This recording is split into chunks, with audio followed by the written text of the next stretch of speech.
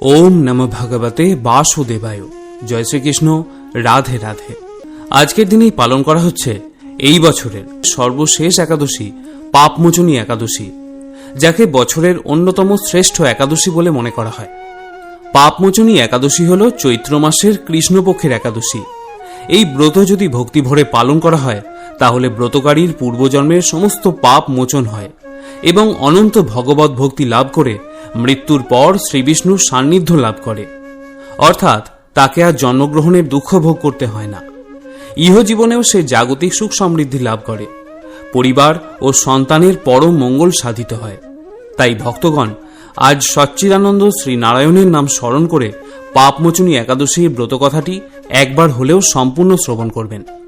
যারা উপবাস রাখছেন তারা একাদশী কিভাবে রাখবেন, কখন খেতে পারবেন, আগামীকাল পারণ কিভাবে করবেন, তুলসী পাতা জল নিবেদন করবেন কিনা, সেই সমস্ত কিছু এই ভিডিও শেষের দিকে আলোচনা করব। তবে তার আগে ভগবানের নাম স্মরণ করে শুনে নেওয়া যাক পাপমোচনী একাদশীর ব্রতকথা। জয় শ্রীকৃষ্ণ। রাধে রাধে। যুধিষ্ঠির মহারাজ শ্রীকৃষ্ণকে বললেন, হে জনার্দন, চৈত্র মাসের কৃষ্ণপক্ষের একাদশীর নাম এবং মাহাত্ম্য কৃপা করে আমার নিকট বর্ণনা করুন। শ্রীকৃষ্ণ বললেন, হে ধর্মরাজ যুধিষ্ঠির, আপনি ধর্ম বিষয়ক প্রশ্ন করেছেন। এই একাদশী সকল পাপ থেকে নিস্তার বা মোচন করে বলে এই পবিত্র একাদশী তিথি পাপমোচনী নামে প্রসিদ্ধ। রাজা মানধাতা একবার লোমশ মুনিকে এই একাদশীর কথা জিজ্ঞাসা করেছিলেন। তার বর্ণিত সেই বিচিত্র উপাখ্যানটি আমি এখন আপনার কাছে বলছি, আপনি মনোযোগ দিয়ে শ্রবণ করুন। প্রাচীনকালে অতি মনোরম চৈত্ররথ পুষ্প উদ্যানে মুনিগণ বহু বছর ধরে তপস্যা করতেন। একসময় মেধাবী নামে এক ঋষি কুমার সেখানে তপস্যা করছিলেন। মঞ্জু ঘোষা নামে এক সুন্দরী অপ্সরা তাকে বশীভূত করতে চাইল, কিন্তু ঋষির অভিশাপের ভয়ে সে আশ্রমের 2 মাইল দূরে অবস্থান করতে লাগল। বীণা বাজিয়ে মধুর স্বরে সে গান করত। একদিন মঞ্জু ঘোষা মেধাবীকে দেখে কামবাণে পীড়িতা হয়ে পড়ে। এদিকে ঋষি মেধাবীও অপ্সরার অনুপম সৌন্দর্য অবলোকন করে মুগ্ধ হয়ে যান। তখন সেই অপ্সরা মুনিকে নানান হাবভাব ও কটাক্ষ দ্বারা বশীভূত করে ফেলে। ক্রমে কাম পরবশ হয়ে মুনি সাধন ভজন বিসর্জন দিয়ে তার আরাধ্য দেবকে বিস্মৃত হন।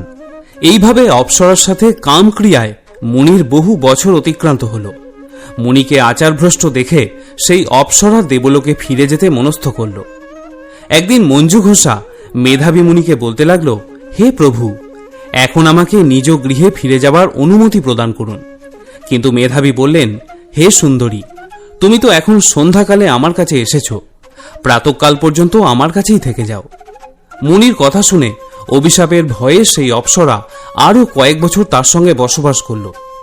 এইভাবে বহু বছর অতিক্রান্ত হল। দীর্ঘকাল অপ্সরা সহবাসে থাকলেও মেধাবীর কাছে তা অর্ধরাত্রি বলে মনে হল।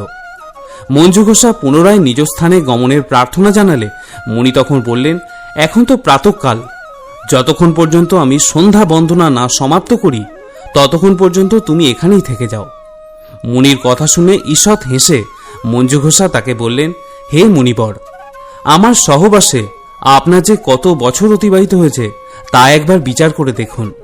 এই কথা শুনে মুনি স্থির হয়ে চিন্তা করে দেখলেন যে তার 56 বছর অতিবাহিত হয়ে গেছে। মুনি তখন মঞ্জু ঘোষার প্রতি অত্যন্ত রাগ প্রকাশ করলেন। ভয়ানক রেগে গিয়ে তিনি অপ্সরাকে বললেন, ওরে পাপিষ্ঠ দুরাচারিণী, তুমি আমার তপস্যাকে ক্ষয় করেছ, তোমাকে ধিক্কার জানাই। আমি তোমাকে অভিশাপ দিচ্ছি, তুমি পিশাচী হয়ে যাবে। মেধাবী মুনির অভিশাপে অপ্সরার শরীর বিকারগ্রস্ত হয়ে গেল। তখন সে অবনত মস্তকে মুনির কাছে সাপ মোচনের উপায় জিজ্ঞাসা করল। মেধাবী বললেন, হে সুন্দরী, চৈত্র মাসের কৃষ্ণপক্ষিয়া পাপমোচনী একাদশী সর্বপাপ ক্ষয়কারিণী। সেই ব্রত যদি তুমি ভক্তি ভরে পালন করো তোমার এই পিশাচত্ব দূর হয়ে যাবে। পিতার আশ্রমে ফিরে গিয়ে মেধাবী বললেন, হে পিতা, এক অপ্সরার সঙ্গদোষে আমি মহাপাপ করেছি, এর প্রায়শ্চিত্ত কি তা কৃপা করে আমাকে বলুন। উত্তরে চ্যাবনমুনি তাকে বললেন, চৈত্র মাসের কৃষ্ণপক্ষিয়া পাপমোচনী একাদশীর ব্রতের প্রভাবে তোমার এই সব পাপ দূর হয়ে যাবে। পিতার উপদেশ শুনে মেধাবী সেই ব্রত ভক্তি ভরে পালন করলেন। এর ফলে তার সমস্ত পাপ দূর হয়ে গেল। পুনরায় তিনি তপস্যার ফল লাভ করলেন। মঞ্জু ঘোষাও ওই ব্রত পালনের ফলে পিশাচত্ব থেকে মুক্ত হয়ে দিব্য দেহে স্বর্গে গমন করল। হে মহারাজ যুধিষ্ঠির, যারা এই পাপমোচনী একাদশীর ব্রত পালন করেন তাদের পূর্বকৃত সমস্ত পাপই ক্ষয় হয়ে যায়।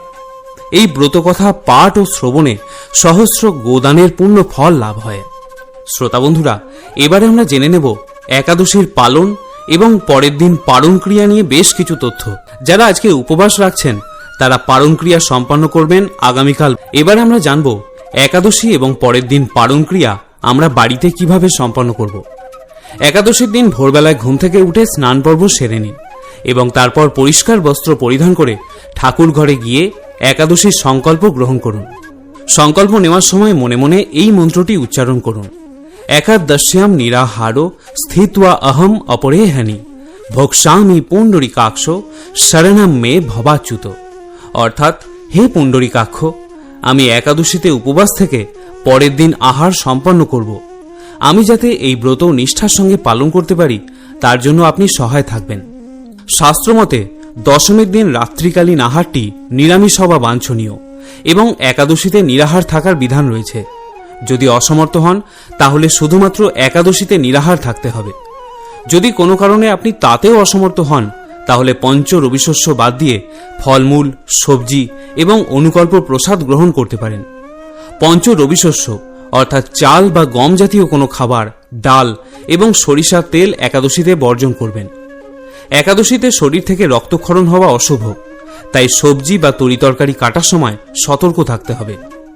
একাদশীর পরদিন পারণের জন্য যে সময় নির্দিষ্ট থাকে তার মধ্যে পারণ সম্পন্ন করা অবশ্য কর্তব্য, নতুবা একাদশীর কোনো ফলই পাওয়া যায় না। পারণের সময় পঞ্চ রবিশস্য দিয়ে ভোগ নিবেদন করার পর পারণ মন্ত্র উচ্চারণ করুন এবং সেই সঙ্গে ভোগ গ্রহণ করে উপবাস ব্রত ভঙ্গ করুন। পারণ মন্ত্রটি হল একাদশ্যাম নিরাহারো ব্রতে নানে বা কেশব প্রসীদ সম্মুখ নাথ জ্ঞান ও দৃষ্টি প্রদো ভব। অর্থাৎ, হে কেশব, আমি আপনার কৃপা দৃষ্টিতে নিরাহারভাবে একাদশীর ব্রত পালন করেছি। কৃপা করে আমার ওপর আপনার করুণাময় জ্ঞান দৃষ্টি প্রদান করুন।